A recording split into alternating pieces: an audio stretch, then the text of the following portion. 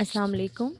Today's practical is protein's determination in food samples. Protein is one of the important nutrient. This nutrient is not only important in as a building block of the body, but also requires for different physiological functions in the body. The one major example is the enzymes. The enzymes present inside the body are made up exclusively of protein. If any of the enzyme is deficient or there is some problem in manufacturing of that enzyme, the process that enzyme catalyzes will be stopped and different metabolic disorders can result it. Therefore, here we are going to discuss about the protein, the problem of providing adequate protein for an expanding world population is second only to the overall food problem. It means that not uh, malnutrition is not a biggest problem, but protein energy malnutrition is the main problem. Apart from their nutritional significance, proteins plays large part in the organoleptic properties of food. The organoleptic properties of Asians is very much important, but we mostly uh, love the food when we see that food. And protein exert a controlling effect on the texture of foods from animal sources. Protein content of wheat and flour is considered one of the best single indices of bread making quality. Whenever we talk about the strength of the dough, we talk about gluten strength, gluten in network in the bread. Protein test, although generally not included as a grading factor, because in market there are not specific indices are present, there are not sophisticated mechanism is not there to grade the grains in the market. That's why in protein content is not determined during the grading, right? Okay, what is the importance of protein determination? Food analyst most commonly wishes to know the total protein content of the food, even though that content is made of complex mixture of proteins. Like here, most of the time, food analysts are interested in quantity of protein, not the quality of protein. Like what sort of protein is that is not a concern of the food analyst, but he is more interested in the uh, quantity of protein, that how much protein is present in particular. And he just said that there are 80 to 90% protein present in the beef, and 12% and 12 to 14% protein in the uh, grains of wheat. Like there is no concern of what sort of protein are present and what type of amino acid are present in that protein. It's not major concern of the food analyst. It's mainly just they analyze the quantity of the protein. At the present time, the method of determining the total protein content of food are empirical in nature. Like it's not absolute method. Absolute method is only that you isolate the protein from some source and then weigh.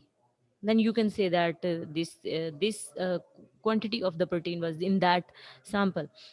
But when you are talking about the total protein, depend it's practically impossible that you can isolate type of, because mostly protein present in the food system is in combination with other nutrients like glycoprotein and lipoprotein.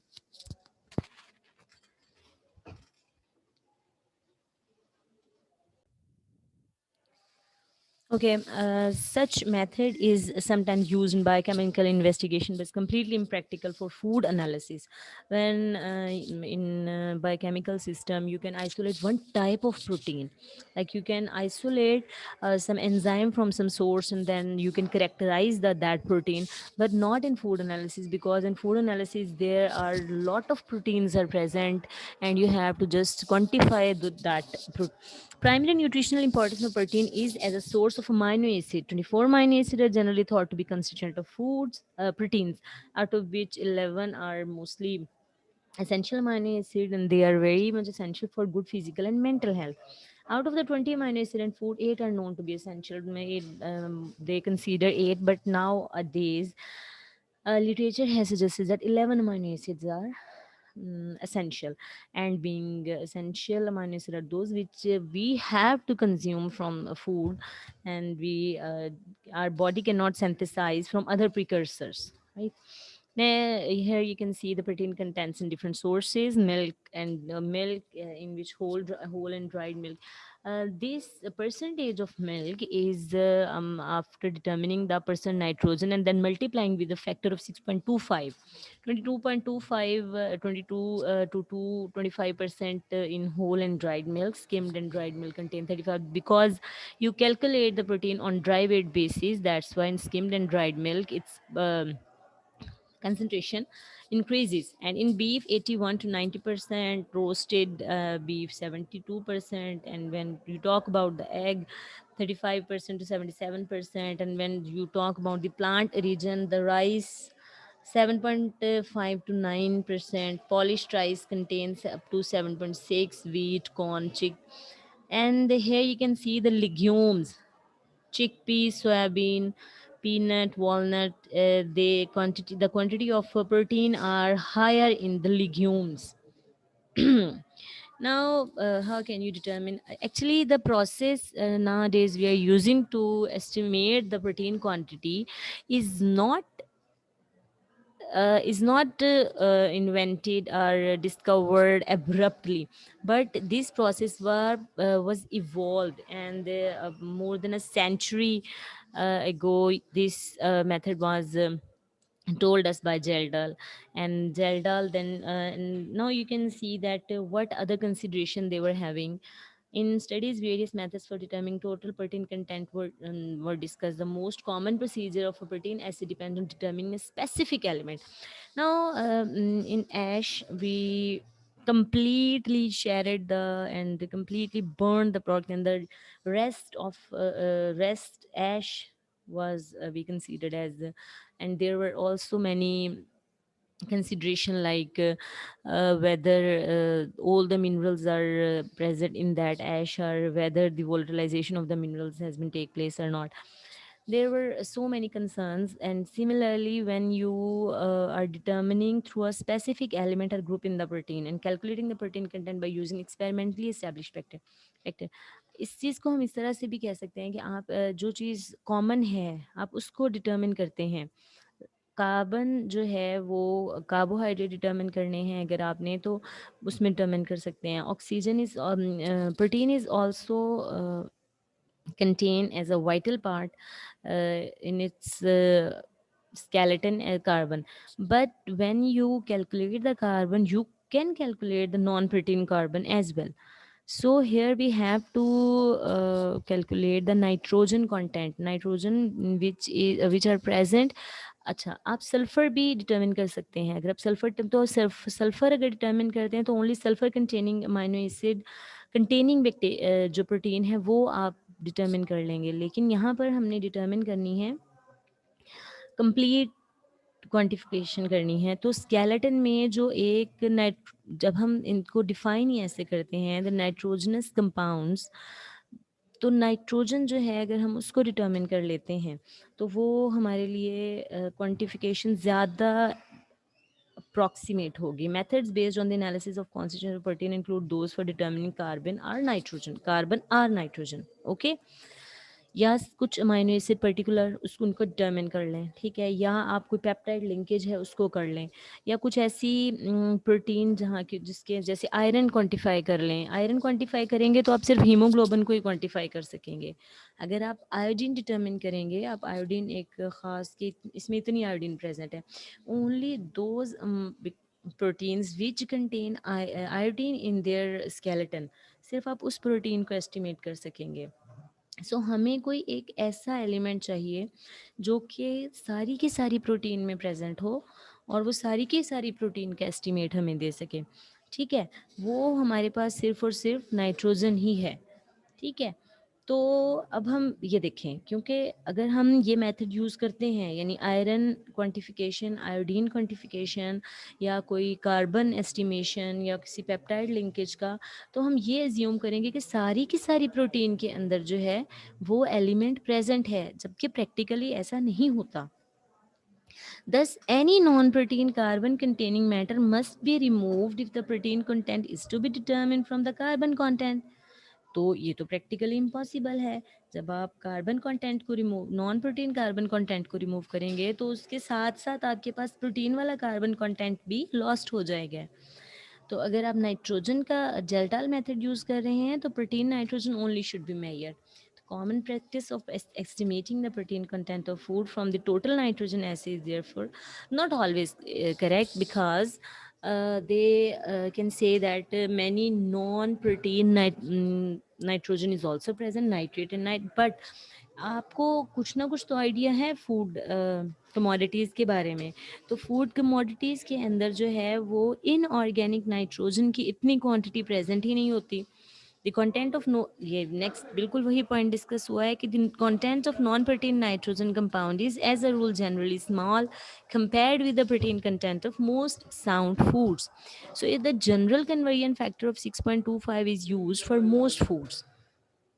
For wheat milk gelatin factor ये वाले हैं. हम आगे बताते हैं आपको कि why we are using this factor.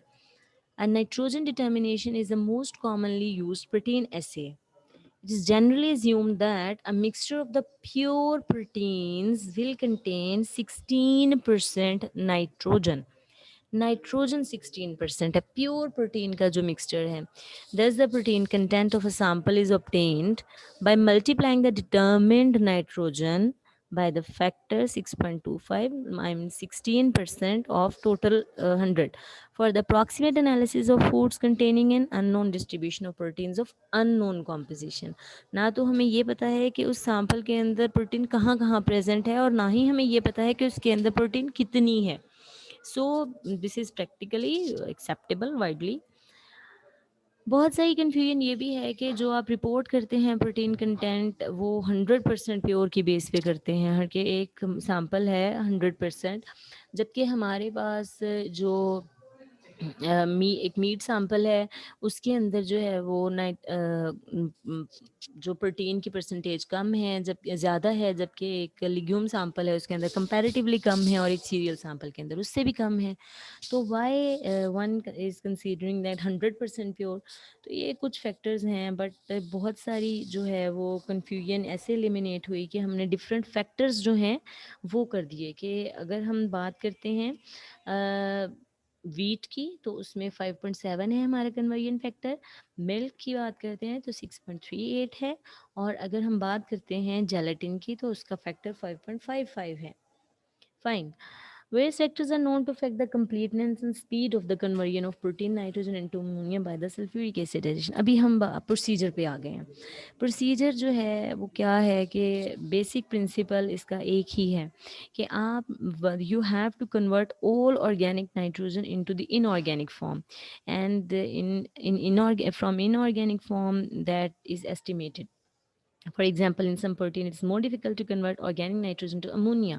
Histidine and tryptophan rich proteins generally, ये सारा प्रोसीजर ऑप्टिमाइजेशन है.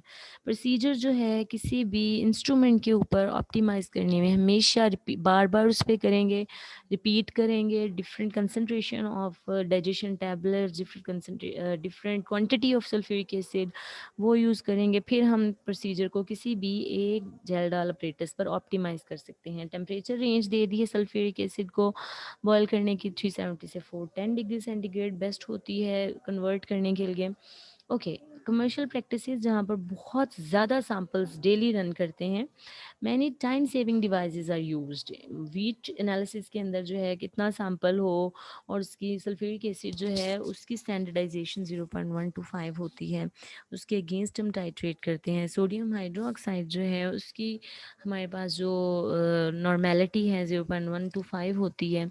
It's possible to report percentage protein direct from the, मतलब इतनी बार कर करके आपको अंदाज़ा हो जाता है जब आपका परसेंट एसिड ये HCl जो एन पे टाइट्रेशन करते हैं, जब HCl हमारा यूज़ होता है 0.1 नॉर्मल, हमें उसी से अंदाज़ा हो जाता है कि हमारी परसेंटेज ऑफ प्रोटीन कितनी है।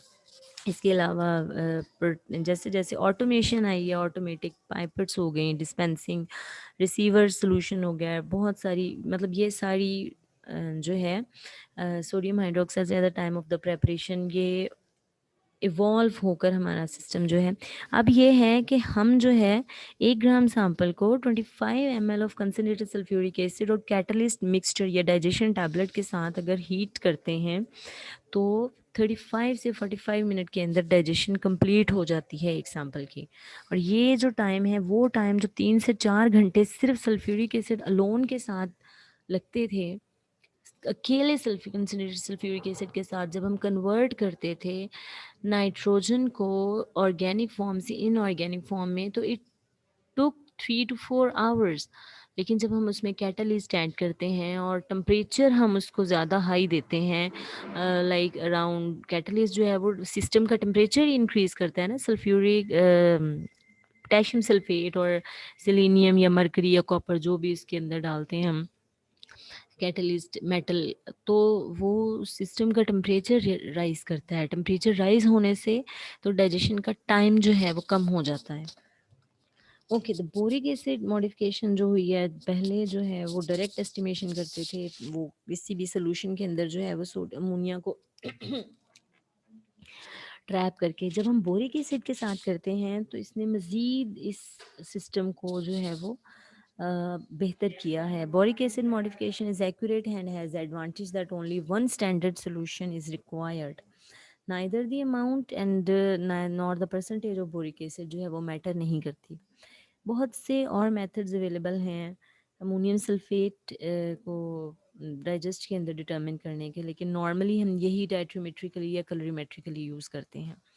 जेल्डाल मेथड बेसिकली क्या है? 135-year-old Kjeldahl method for the determination of organic nitrogen has long been the international reference method for the determination of the protein content of dairy products. Although it involves a long analysis time and the use of hazardous reagent, but it is extremely reliable and precise, which is probably why it has stood the test of time so well. Procedure बहुत simple है, इसको हम आगे detail में भी करेंगे, just एक summary है यहाँ पर कि प्रोसीजर, वेट सैंपल जो है उसको हीट किया जाता है, फूड सैंपल को concentrated sulphuric acid with digestion tablets और अराउंड 400 डिग्री सेंटीग्रेड। ये वेट ऑक्सीडेशन होती है, इसमें तमाम का तमाम कार्बन जो है वो बर्न हो जाती है और बर्न होके डर्टी ब्लैक कलर की पहले लुक देगी। उसके बाद जब ये तमाम की तमाम कन्वर्ट हो जाती है इनटू इनऑर्गेनिक नाइट्रोजन के अंदर, यानी अमोनियम के अंदर, तो ये अमोनियम सल्फेट नॉर्मली बन जाता है। और ये अमोनियम सल्फेट जो होता है नॉन वोलेटाइल फॉर्म है नाइट्रोजन की, क्लियर, बिल्कुल क्लियर डाइजेस्ट हो जाता है। हमारे पास जो सोल्यूशन है उसको कूल किया जाता है, डाइल्यूट किया जाता है और उसको एक्सेस सोडियम हाइड्रो ऑक्साइड के साथ अल्कलाइन बनाया जाता है और वो कन्वर्ट हो जाता है अमोनियम सल्फेट जो है, ये कन्वर्ट हो जाएगा सोडियम और हमारे पास अमोनिया लिबरेट होगी। वो अमोनिया जो है उसको हम ट्रैप करते हैं। सबसे पहले वो गैस जब निकलेगी उसको डिस्टिल होके ड्रॉप वाइज जो है वो हमारे पास बोरिक एसिड के अंदर जो है उसको ट्रैप करेंगे। फिर उस बोरिक एसिड को हम टाइट्रेट करेंगे against hydrochloric acid, standardize hydrochloric acid, जो कि हमें बता देगा amount of hydrochloric acid utilize will tell us the amount of ammonium present in ammonium borate complex. ये लें जी, ये हमारा डाइजेशन प्रोसेस है। Decomposition nitrogen organic utilizing concentrated acid solution, this is accomplished by boiling a homogeneous sample in concentrated sulfuric acid. The end result is ammonium sulfate. Number of interrelated digestion condition. A number of interrelated digestion condition determine the rate of reaction and completeness of the breakdown of nitrogen to ammonium sulfate. So heat on input to the acid digestion mixture, amount of inorganic salt added to elevate the acid boiling temperature, दूसरा factor. तीसरा factor है reflex rate of sulphuric acid in the neck of the digestion flask. length of the digestion, and catalyst addition. These are the factors that affect the conversion rate of organic nitrogen to ammonium sulfate. Adjusting any one of the factors, these influence the others. Proper digestion condition for a given sample metrics are achieved through establishing a balance of these factors in a controlled and repeatable fashion. In addition, if the sample contain nitrate or nitrite nitrogen, then it should be eliminated when we prepare the sample. Right? These are the factors that affect the length of the procedure, the conversion rate. Right? It's a pictorial description of the complete Geldal method. Here you digest sample sulfuric acid catalyst to provide the heat from the bottom and gel in Geldal flask. This is the neck where the reflex rate of the acid come when it boils. After digestion complete and the clear digest come to us, we alkaline it with abundant of sodium hydroxide, where it release um, ammonia, and this mixture was converted into ammonium sulfate to sodium sulfate, and ammonia is liberated. When ammonia liberated, here it condenses and dropwise it's trapped into this boric acid solution. This boric acid's ammonium borate complex is then titrate against standard HCl. Okay, the acid digestion mixture is diluted and made strongly alkaline with sodium hydroxide liberated ammonia as follows. ठीक है. The gel flask is attached to water condenser and is heated to boil off the ammonium gas from the digest. उसको इस procedure को भी enhance करने के लिए heat provide करेंगे हम, ताकि मैक्सिमम अमोनिया जो है वो लिबरेट हो जाए. Tip of the condenser is submerge in a flask of acidic receiving solution. You can see the tip is submerged. Either standard acid or 4% boric acid solution to again trap the distilled ammonia in receiving solution. The ammonia is bound to the boric acid in the form of ammonium borate complex. You can see ammonium borate complex. There are two type of titration, back titration and direct titration. Both methods indicate the ammonium present in the distillate with the color change and allow for calculation of unknown concentration. Percent nitrogen is determined the ml of standard acid used, that is the HCl minus blank.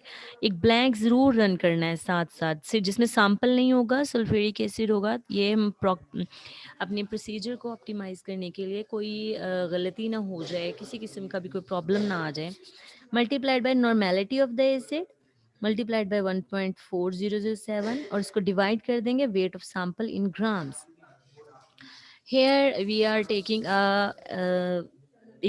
are taking an example, reagents and apparatus.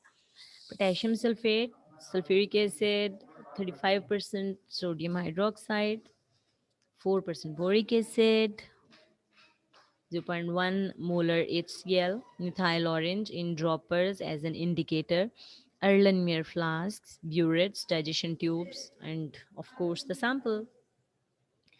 And in procedure, firstly you weigh the sample and put in the digestion tube. Then reagents for digestion, you add sulfuric acid, 10 ml, 98% sulfuric acid, and 2 tablets of catalyst or digestion tablets with the potassium sulfate, and digestion 30 minutes के लिए 420 degree centigrade will be enough. और 30 minute ज़रूरी नहीं है, जब तक आपके पास एक क्लियर सोल्यूशन ना आ जाए तब तक यू विल कंटिन्यू. ओके, अब इनहेल नहीं करना वहाँ पर, मतलब ये तो प्रिकॉशन है ना. फिर कूल करना है, डाइल्यूट करना है, और 50 to 60 डिग्री सेंटीग्रेड तक, और फिर उसमें 50 ml of distilled water add कर देना है, डाइल्यूशन. फिर डिस्टिलेशन करनी है. डिस्टिलेशन के लिए पहले ही बताया गया है कि सोडियम हाइड्रोक्साइड जब हमने डालना है उसके अंदर 50 ml, 35%, 50 ml ऑलरेडी है हमारे पास. तो क्या होगा कि वो, और साथ में उसको हीट करना है. जब हम हीट करेंगे तो क्या होगा, अमोनिया लिबरेट होगी, और उस अमोनिया को आपने 100 ml जो हमारे पास डिस्टिलेट है ये 25 ml लेना है बोरिक एसिड का, और उस वक्त तक उसको हीट करते जाना है, उस वक्त तक उसके अंदर डिप रखना है जब तक हमारे पास 100 ml कंप्लीट ना हो जाए डिस्टिलेट का, मतलब उसमें तकरीबन हमारे पास अमोनिया गैस जो है वो 75 ml तक हो। फिर इसको टाइट्रेट करेंगे, इसमें हम 2-3 ड्रॉप डालेंगे उसके जो इंडिकेटर था हमारे पास मिथाइल रेड, उसको हम करेंगे 0.1 मोलर HCl के साथ टाइट्रेट करेंगे, और जो हमारे पास HCl की क्वांटिटी आएगी उससे हम इस वाली ये HCl की क्वांटिटी इस इक्वेशन में डाल के हम जो है परसेंट नाइट्रोजन डिटर्मिन कर लेंगे। ये परसेंट नाइट्रोजन जो है इसको फिर डिपेंडिंग अपॉन मिल्क का क्योंकि सैंपल है, तो हम इस परसेंट नाइट्रोजन को मल्टीप्लाई करेंगे 6.38 यानी फैक्टर के साथ, और उसके बाद वो हमें जो है वो क्वांटिटी दे देगा, परसेंटेज दे देगा प्रोटीन की in the given sample. Thank you very much.